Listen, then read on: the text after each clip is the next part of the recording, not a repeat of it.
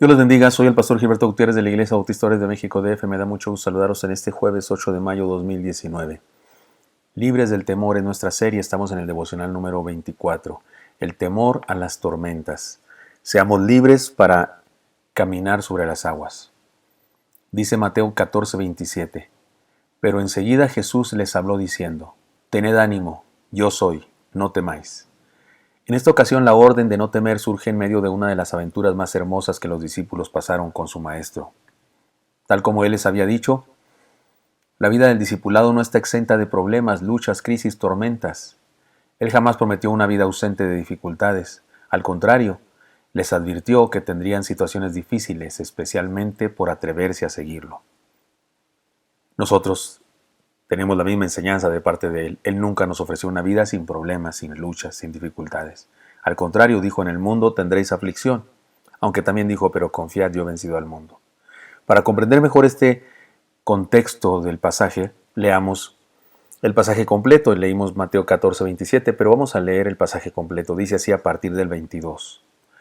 Enseguida Jesús hizo a sus discípulos entrar en la barca e ir delante de Él a la otra ribera, entre tanto que Él despedía a la multitud. Despedida la multitud, subió al monte a orar aparte, y cuando llegó la noche estaba allí solo. Y ya la barca estaba en medio del mar, azotada por las olas, porque el viento era contrario. Mas a la cuarta vigilia de la noche, Jesús vino a ellos andando sobre el mar. Y los discípulos, viéndole andar sobre el mar, se turbaron diciendo: un fantasma. Y dieron voces de miedo. Pero enseguida Jesús les habló diciendo: tened ánimo, yo soy, no temáis. Ese es nuestro versículo. Entonces le respondió Pedro y dijo: Señor, si eres tú, manda que yo vaya a ti sobre las aguas. Y él dijo: ven. Y descendiendo Pedro de la barca andaba sobre las aguas para ir a Jesús. Pero al ver el fuerte viento tuvo miedo y comenzó a hundirse. Dio voces diciendo: Señor, sálvame. Al momento Jesús extendió la mano, asió de él y le dijo: hombre de poca fe, ¿por qué dudaste? Y cuando ellos subieron en la barca se calmó el viento. Entonces los que estaban en la barca vinieron y le adoraron diciendo: verdaderamente eres Hijo de Dios. Y terminada la travesía vinieron a tierra de Genezaret. Incrustada en esta hermosa aventura se encuentra la orden del Señor a no temer, y en toda la historia podemos encontrar las anclas en las cuales podemos sostenernos para lograrlo. Primeramente, el Señor nunca nos deja solos. El texto dice en una parte: subió al monte a orar. Estaba ahí solo. Son los versículos 22 y 23, una parte de cada versículo que he puesto aquí. Jesús envió a sus discípulos y se fue al monte a orar. ¿Dónde estaba Jesús?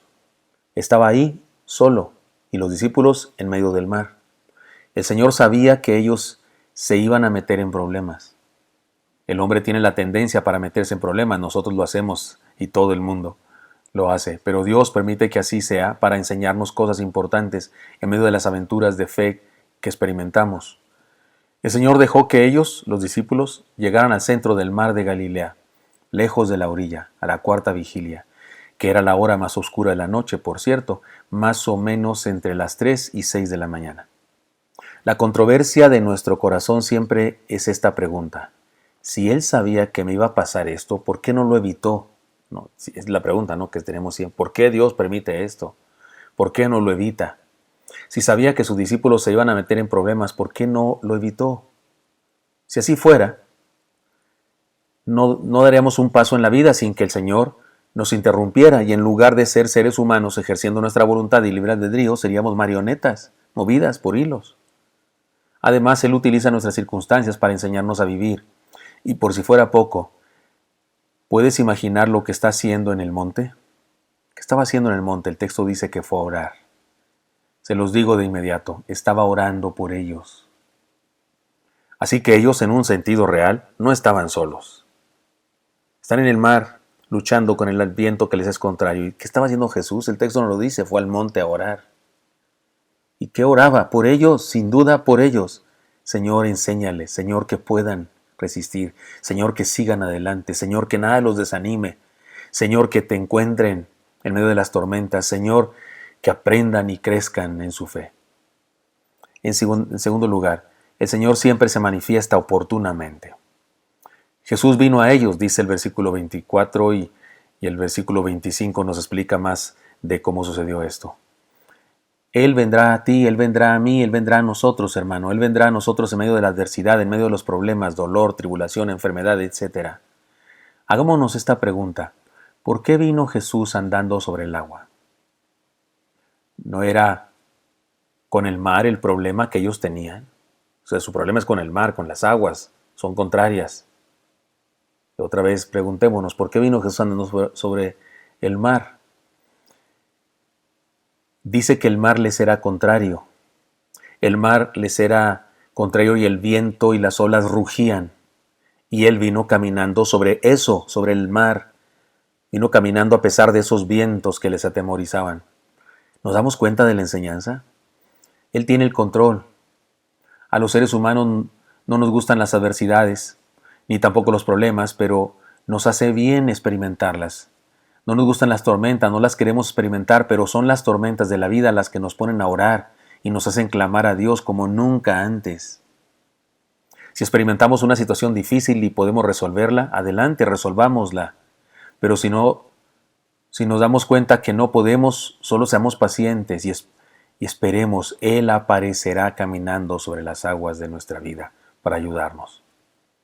Como dice un canto, donde terminan las fuerzas del hombre, comienza el poder de Dios. Donde termina el camino del hombre, se abre una brecha hacia Dios. Dejémosle actuar, porque Él siempre se manifiesta oportunamente. Así dice Hebreos 4:16. Acerquémonos pues confiadamente al trono de la gracia para alcanzar misericordia y hallar gracia para el oportuno socorro. Su socorro, su auxilio sobre nuestra vida siempre es oportuno. Ni temprano ni tarde, oportuno. Además, el Señor puede realizar milagros. El versículo 25 dice, andando sobre el mar. Esa noche en el mar de Galilea iba a acontecer un gran milagro. Algunas personas son como Tomás, dudan. Pero la palabra dice, si alguno pidiere en mi nombre, creyendo, lo recibiréis. Si algo pidiereis en mi nombre, creyendo, lo recibiréis. Juan 14:13. Y Jeremías 33:3 dice, clama a mí y yo te responderé. Por eso no nos quejemos por vientos contrarios. No busquemos los problemas. Pero si nos acontece una tormenta, aprovechemos la oportunidad para ver al Señor en acción. Porque Él hace milagros, porque Él actúa, porque Él no está con los brazos cruzados. No es que se durmió, no es que tiene una cosa, está ocupado en otro asunto y no sabe que estamos en problemas. No, Él es todopoderoso, sabe lo que estamos haciendo todos los seres humanos del mundo que clamamos a Él. Pero algún propósito tiene para nuestra tormenta. Algo nos está enseñando esa circunstancia difícil. Algo nos está haciendo crecer, pero Él oportunamente intervendrá. Además, el Señor nos dice, ten ánimo, yo soy, no temáis, versículo 27 en nuestro texto. El versículo 26 nos dice, y los discípulos viéndole andar sobre el mar se turbaron diciendo, un fantasma, y dieron voces de miedo. ¿Qué está pasando con los discípulos, por favor? ¿De dónde sacaron la idea de un fantasma? ¿Puede usted imaginarlos gritando, remando y tal vez mirándose los unos a los otros espantados? Así nos pasa cuando tenemos miedo a nosotros también. Nos confundimos y afloran nuestras supersticiones, temores y fobias más secretas. Pero aparece el Señor y les dice, tened ánimo, yo soy, no temáis. Tened ánimo es una frase que puede traducirse, alégrense, como si le estuviera diciendo, no soy un fantasma, gócense, soy yo. Ciertamente es muy difícil gozarnos cuando hay dificultades, pero si el Señor viene a nuestro auxilio, no solo es fácil alegrarnos, sino que es natural alegrarnos. Seamos libres de cobrar ánimo en medio de la tempestad, porque el Señor aparece. De hecho, nunca nos dejó, siempre está con nosotros. Además, el texto dice que el Señor nos puede hacer caminar sobre las aguas. El apóstol Pedro era intrépido, actuaba antes de pensar, pensaba más con el corazón que con la mente, era atrevido.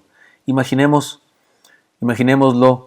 y diciéndole al Señor eso, Señor, si eres tú, manda que yo vaya caminando a ti sobre las aguas. El Señor le dice, ven, porque sí soy yo. Seguro todos dijeron, está loco. Juan dijo, quizá lo haga, lo conozco. Tomás dijo, lo dudo.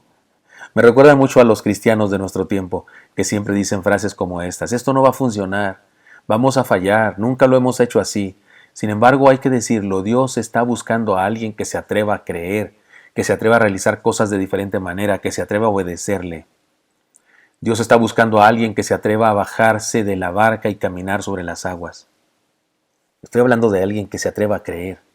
Porque creer es como bajarse de las aguas. Es una metáfora perfecta de creer. Bajarse de la barca. Dije de las aguas, bajarse de la barca. Está alguien enfermo de nuestra familia, tenemos un problema económico, no tenemos trabajo, tenemos una enfermedad. Creer significa decirle al Señor, va Señor, haz lo que tú quieras, haré lo que tú quieras. Confío en ti.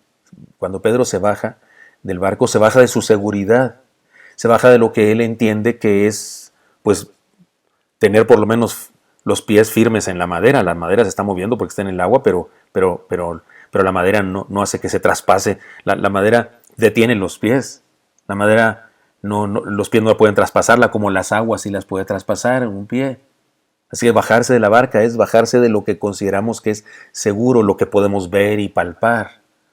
Y bajarse de la barca, otra vez dije aguas, creo, bajarse de la barca es bajar a lo sobrenatural, a lo que no está seguro. El agua no me puede sostener, pero si Dios dice, pues lo hacemos.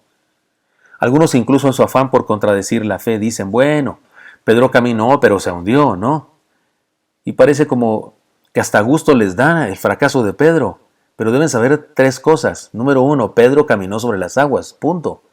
3, 4 pasos, no sabemos cuántos, pero caminó sobre las aguas. ¿Cuántos pasos ha caminado usted, hermano, sobre las aguas? Usted que dice, bueno, pero se hundió. Dígame, ¿cuántos pasos ha dado usted sobre las aguas? Porque Pedro dio 3, 4, no sé cuántos, sí caminó.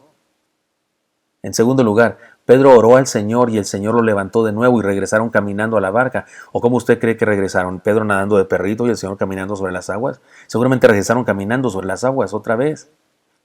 Es decir, Pedro volvió caminando sobre las aguas de seguro. Y número 3, el Señor sigue esperando que alguno de nosotros se atreva a caminar sobre las aguas, es decir, se atreva a creer. No solo creer en Dios, sino creerle a Dios y lo que Él dice. Y si Él dice que confiemos en Él, y si Él dice que está con nosotros todos los días de nuestra vida, y si Él dice que clamemos a Él en oración y nos responde, entonces hagámoslo creyendo con todo el corazón.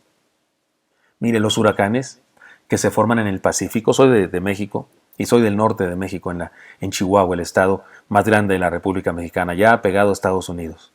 Y es una tierra que tiene una gran parte de territorio desértico. Y los huracanes que se forman en el Pacífico o en el Golfo del otro lado, porque mi tierra, Chihuahua, está en el centro digamos, de la franja del continente, no hay mar cerca de Chihuahua, desierto, pero hacia un lado queda el Océano Pacífico y hacia el otro lado el Golfo. Y resulta que cuando hay huracanes en cualquiera de esos dos lados que se van hacia el centro de la República, esos huracanes causan muchos destrozos en la costa de nuestro país. Especialmente se forman en el Pacífico y vienen al centro. Y causan destrozos en las costas del país. Pero a las zonas desérticas de mi estado y a otros estados norteños de la República Mexicana les llevan agua que resulta en bendición en medio de la sequía. Si no fuera por esos huracanes en el Pacífico, el desierto estaría muerto por completo. No habría un solo bicho ni un solo animal. Pero de vez en cuando hasta alguna planta verde florece gracias a los huracanes del Pacífico, kilómetros de retirado. ¿Qué quiero decir con esto? Que las tormentas pueden ser muy benéficas para nuestra vida, para tener fe y caminar sobre las aguas de las tormentas de nuestra vida. Las tormentas son útiles para hacernos crecer, para hacernos madurar. En ocasiones son benditas. No las busquemos, las tormentas. No andemos cazando tormentas, pero si las tenemos, aprendamos en medio de ellas, crezcamos y agradezcamos a Dios la oportunidad. Espero que esto sea útil para usted y me encantaría encontrarme el día de mañana. Hasta pronto.